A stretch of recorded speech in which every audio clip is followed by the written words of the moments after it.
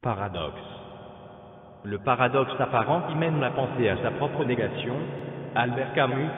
Paradoxalement, malgré les calamités indénombrables qui accablent ce monde, l'espèce humaine traverse actuellement une période universelle, et sans doute la plus édifiante pour son progrès spirituel. Une idée entretenue par la plupart des gens. Aller au paradis pour y vivre dans l'oisiveté et l'inaction, en permanence, est une aberration pour l'âme. Son leitmotiv est de collaborer avec son Créateur et de participer à manifester la vie, non à celle accaparée d'une manière égoïste. Pour l'image. S'allonger sur le sable chaud des plages tropicales toute la journée durant, l'esprit oisif et les doigts de pied en éventail, n'est-ce pas ce que l'on pourrait appeler l'idéal pour devenir un auxiliaire actif du grand ordonnateur suprême?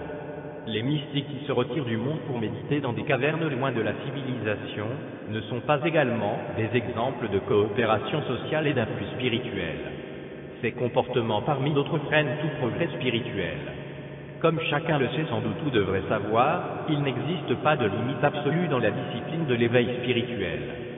Seulement une perpétuelle remise en question, démarquée par de multiples étapes de maîtrise individuelle tout le long de l'existence et de la destinée. Aussi, s'imaginer rester indéfiniment au paradis est une pure aberration propre à l'être extérieur, mais pas l'idéal spirituel de l'âme, notre vraie origine.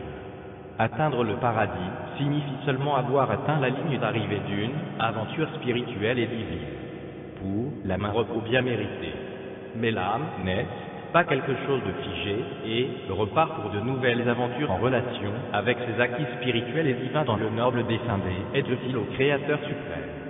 Aussi, on peut dire sans peur de se tromper que l'âge de fer dans lequel nous sommes est certes le plus turbulent, mais paradoxalement le plus fécond pour le progrès spirituel, individuel et universel. Un autre paradoxe de la vie. La vérité est la clé de la vraie liberté, nous rappellent les maîtres spirituels. Néanmoins, les êtres humains restent emprisonnés dans ce monde. Pour une bonne raison, ils la cherchent dans les choses clinquantes, les miracles fabuleux et toutes sortes de mirages et de violences de la société. Ainsi passe-t-il à côté de la vérité en permanence. Seulement à ceux qui en sont dignes et vénèrent la vie, entretiennent le feu divin en eux, se mettent à l'unisson de la musique céleste, la vérité se dévoile pleinement sans artifice.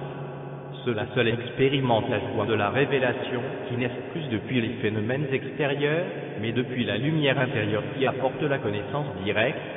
Dès lors la pensée n'est plus tiraillée de tous les côtés, mais abolie par un état de conscience, prend dans l'esprit divin, la vie immortelle et le pouvoir unique, une réalité vivante et éternelle, dans la joie et le bien-être illimité.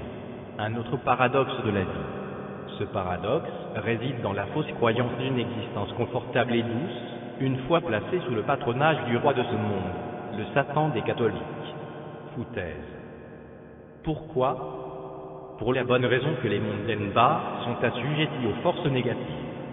Ces forces infernales ont comme unique intention d'asservir, d'avilir et de retenir les âmes de Dieu le plus longtemps sur la terre, de les enchaîner aux fonctions psychiques et à la matière.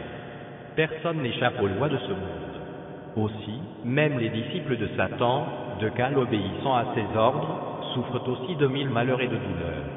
Même les rares individus qui détiennent 99,99% des richesses matérielles ne sont pas exclus des maladies, de la vieillesse, des accidents, des persécutions qui sont les revers des bénédictions ducales, le Satan des catholiques soumis au principe des opposés, du karma et de la réincarnation.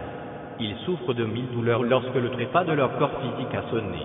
Mais s'abandonner aux bons soins du Mahanta, le maître vivant, ouvre les portes célestes dans une grande paix intérieure au moment de partir faire le grand voyage vers les mondes de Dieu, où vivent ses bien-aimés.